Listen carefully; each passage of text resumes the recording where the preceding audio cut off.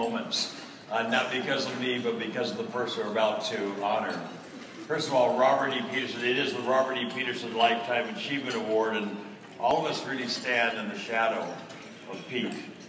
I mean, you think of what he accomplished. I mean, we wouldn't even be here if it wasn't for him. Nobody is higher on the totem pole than Pete. I mean, you think about it. I mean, he created that first car show back in 1948 at the Armory in Los Angeles.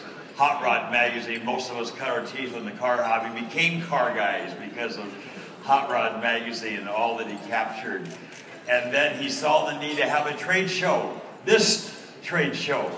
And he started that performance trade show at the Dodger Stadium in 1963.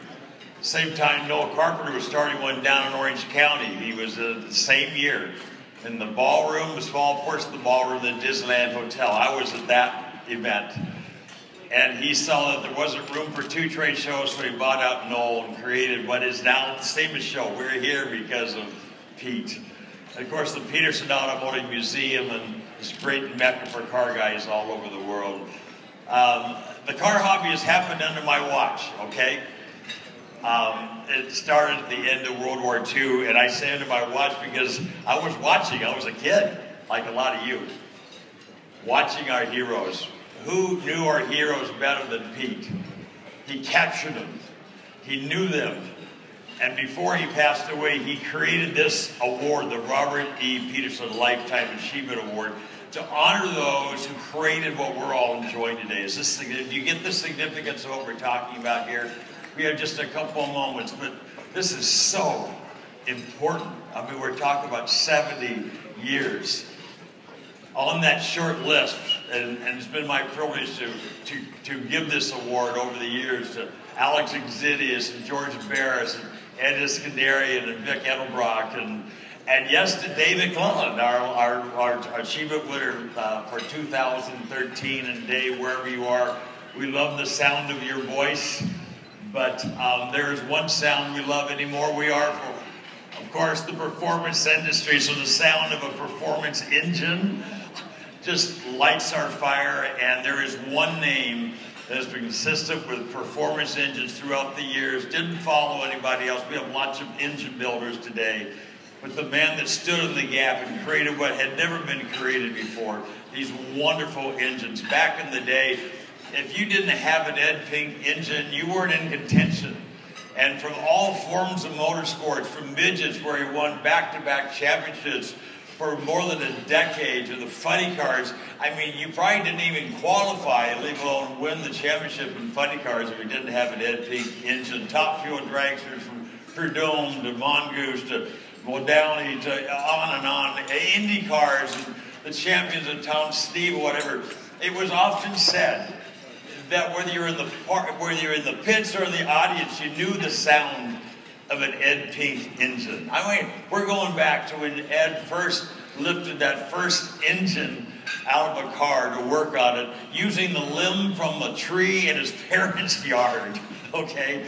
To now, all these years later, where he's still just excited, working on these great engines, making them do things we can't even understand. He is spanning all these years. He is my great friend. 70 years. Would you stand with me and honor this giant, the most humble, the gentlest, kindest, and perhaps the most powerful man for 70 years for the car hobby?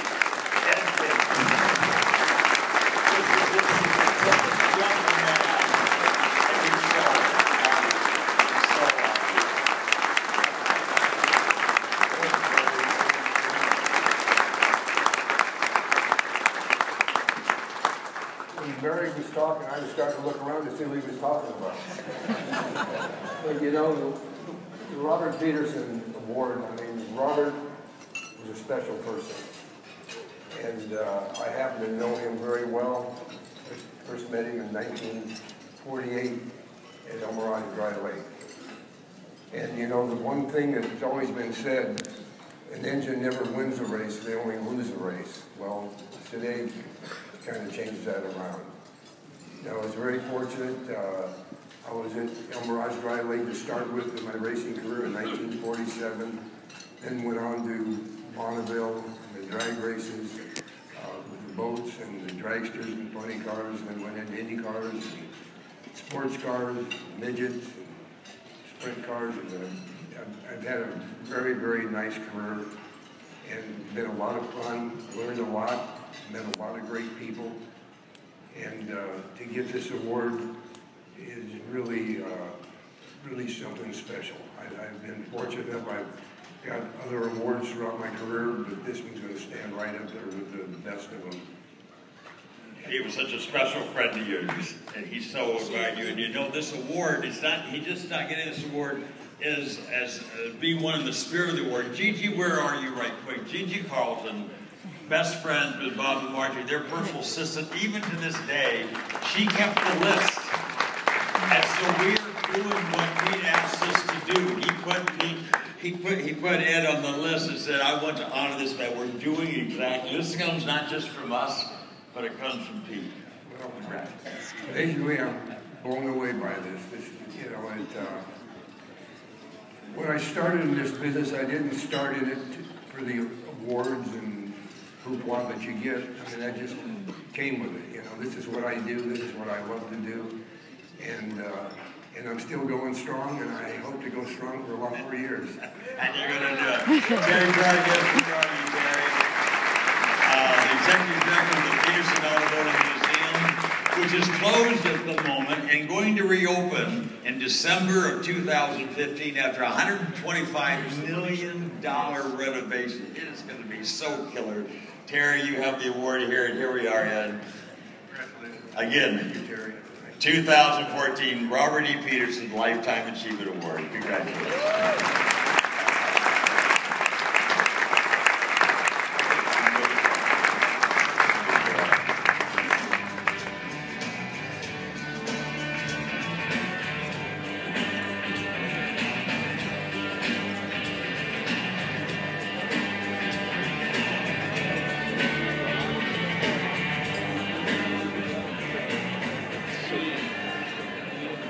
Thanks go out to Barry and the Petersen Museum, and heartfelt congratulations to a genuinely nice guy, Mr. Ed Payne. Good for him.